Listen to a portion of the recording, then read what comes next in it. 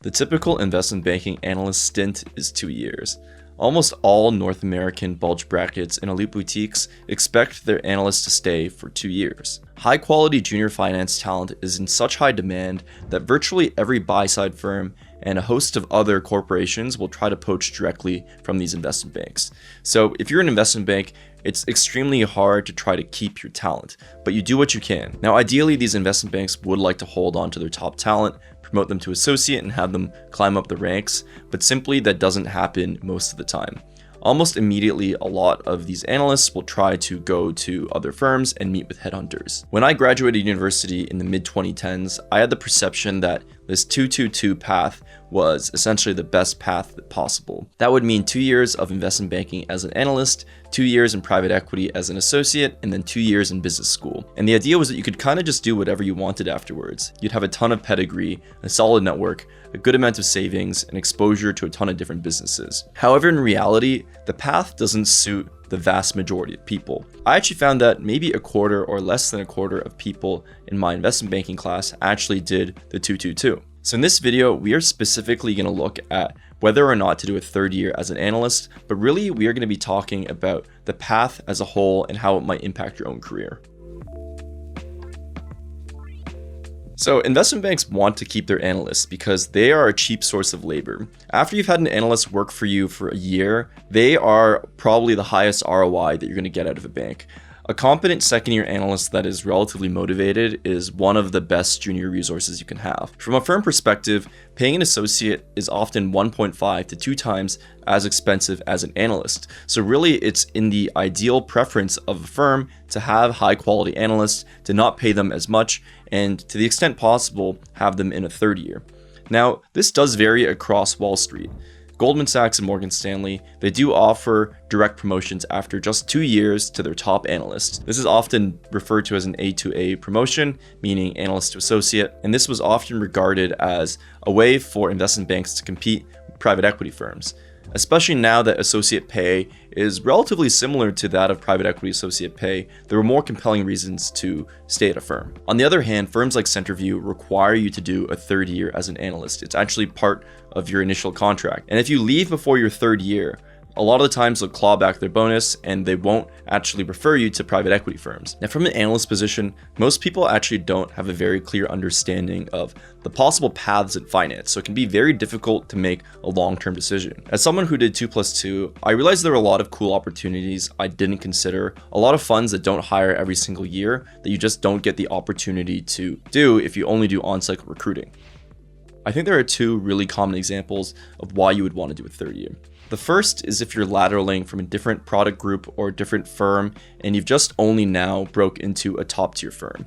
If you're coming from a regional boutique or middle market firm and you get a seat at one of the top banks, you probably want to do a third year in order to get really good deal experience on your resume. It's honestly really tough, I think, if you go into recruiting and you only have the middle market deal experience on your resume and you don't really have anything from this new job. So in my opinion, I've actually seen the most success if you recently lateral to a firm, at least wait 6 months to a year before actually recruiting. If you're coming from a non-target school and there's no alumni and you haven't really gotten your bearings in the city, it's almost impossible to know what you want to do and what you want to recruit for. So taking that third year can be extremely helpful. If you try to recruit for the buy side before you're ready, it can be a true disaster. If you didn't go to a school like Penn or NYU where everyone wants to do private equity, you're not always going to have the resources and tools you need to shine in the interview room. I want to give the strong advice that if you are not sure whether you want to recruit or you don't know a lot about these different firms, it's honestly probably better to hold off another year. It's really, really bad if you meet with headhunters, if you meet with a few firms and you're not fully ready yet,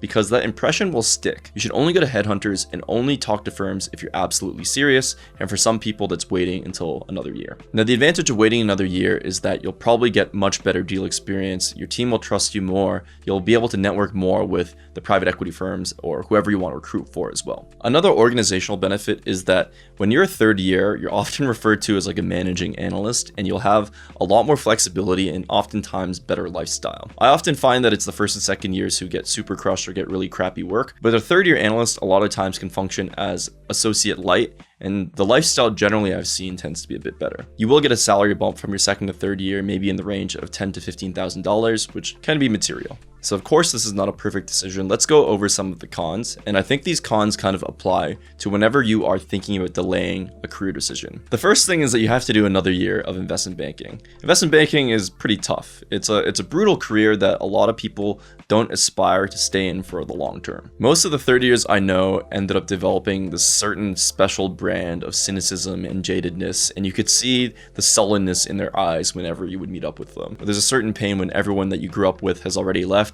and you're one of the last analysts surviving from your class. The other big consideration I would say is that most top analysts I know did not do a third year. I would say almost all the top candidates I really knew, all the finance hotshots, still only did 2 years, and oftentimes these people actually did less than 2 years. They would leave after 1 year going to a great hedge fund. And that doesn't always mean it's true. I definitely know a lot of people who also did a third year and had great careers, but on average I would say that top people tend to leave earlier. And I think this observation kind of underpins the idea that investment banking is often viewed as a training ground. A lot of people are trying to build those skills, but some people who already have those skills, who maybe had really good experience prior, can leave very quickly. I want to close by sharing a couple of observations I've seen through the Buyside recruiting process. A lot of people actually think they're really disadvantaging themselves if they wait a year to recruit. However, I actually think there are a lot of opportunities, especially with how chaotic recruiting is, where it makes sense to delay it a year. You might be surprised, but a lot happens between on-cycle recruiting and the starting date. There are actually a lot of people who undergo visa problems or who renege on their offers, or the firm has some structural change where they have to rescind their offer. So there actually are a lot of immediate start opportunities at even the best funds. Every single year, there tends to be a couple of mega funds that had difficulties with recruiting that weren't able to fill their entire class. And it's not a guarantee, but if you're patient, there probably still are going to be a couple of very high quality spots remaining in the process. The other thing I would say is if you want to target a specific hedge fund or a specific venture capital firm, which don't have quite as rigid recruiting processes, it might make sense to just keep waiting. Now, the issue with private equity is that all these firms kind of compete on the same timeline. So if you want to do private equity, you kind of have to be ready very early on and be prepared for the process. But a lot of top hedge funds have very small headcounts, same with venture capital firms,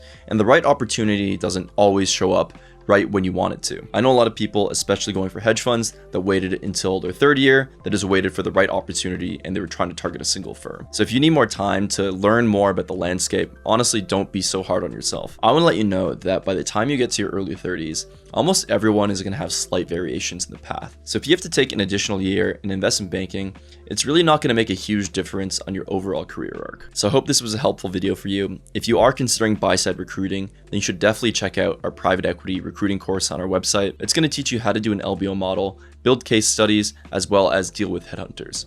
So thank you for watching, and I will see you in the next video.